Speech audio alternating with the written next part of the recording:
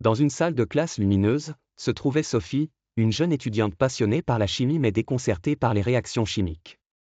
Un jour, son professeur, Monsieur Leblanc, décida d'incorporer un dessin animé pédagogique pour expliquer le concept d'équilibration des réactions chimiques. Le dessin animé démarra avec une scène colorée illustrant une balance, symbole de l'équilibre. Sur le plateau de gauche, il y avait des molécules A, et sur celui de droite, les molécules B. Au départ, la balance penchait vers les molécules B, indiquant un déséquilibre. Une voix off douce commença à expliquer que pour équilibrer une réaction chimique, on devait faire en sorte que la masse de chaque côté soit égale. Des personnages anthropomorphes représentant les molécules se mirent à discuter frénétiquement.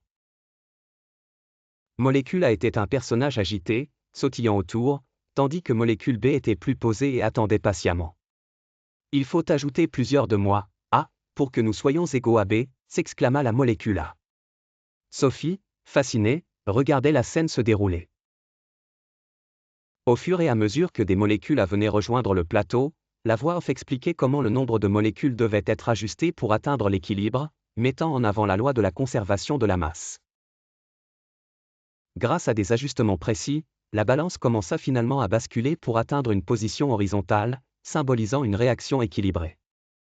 Le dessin animé se termina sur une note joyeuse, avec toutes les molécules dansantes et la balance parfaitement équilibrée. Sophie, désormais enthousiasmée et éclairée, remercia Monsieur Leblanc pour cette approche innovante. Elle savait que la prochaine fois qu'elle verrait une équation chimique, elle visualiserait la balance et entendrait cette voix rassurante qui la guidait à travers le processus.